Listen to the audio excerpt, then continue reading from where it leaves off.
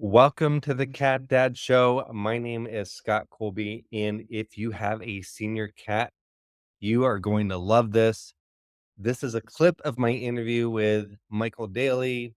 He is a holistic pet health coach. He's been a veterinary technician. And in this clip, I asked him specifically, what is the first thing you tell someone when they ask you how to keep their senior cat healthy and happy? As somebody who has owned senior cats in the past, I know this is a very important topic.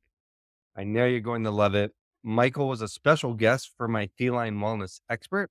If you would like to listen to the entire interview, as well as the interview with 20 other feline wellness experts, just go to felinewellnesssummit.com. You can grab a free ticket.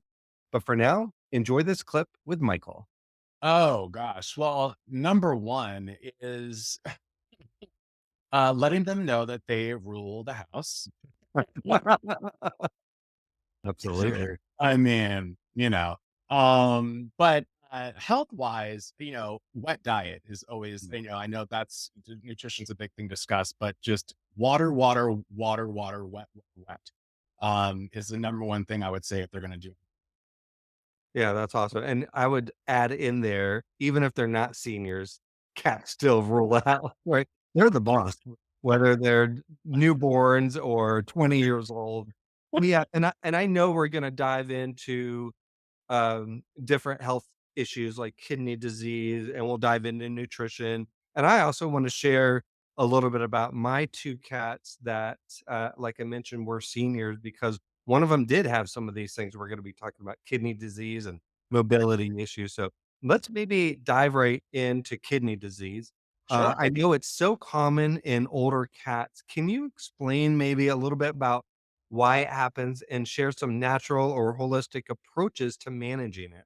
Sure. Yeah. So so I have a senior cat as well. So, which is, he has been really my big teacher on a lot of this stuff.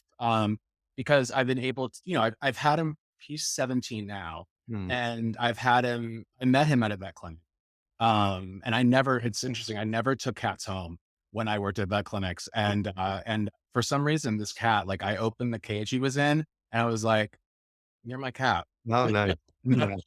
But that way, right? Yeah, yeah, and so and that was 17 years ago, so, like, I've been able to really sort of try different things for him, different supplements for him, so he's really been a big teacher of mine, um, and so with, kidney disease, basically, it depends on really the age of the cat. So a lot of times, so if I have Nemo, which is my cat, comes in and I'm actually about to repeat blood work on him.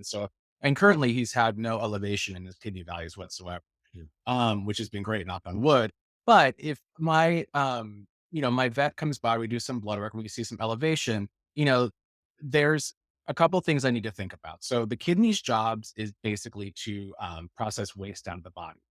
And so if I start seeing any sort of elevation, and so they consider kidney disease into four different stages, one through four. Yeah. And so when we start to see level one, they start to say, okay, well, we're looking at kidney disease. Now, back in the day when I was first a technician, they called it kidney failure. This kidney failure was the big word. But now that we've kind of learned more and vets have learned more, it's turned into a kind of a nicer, kidney disease. And so if I have a 17-year-old cat that is looking at some elevated, and so the enzymes that we're looking at, the primary enzymes that we're looking at are the BUN and creatinine. And so if I'm starting to see some slight elevation in those, there's a couple of questions I need to ask myself, and one of them is age.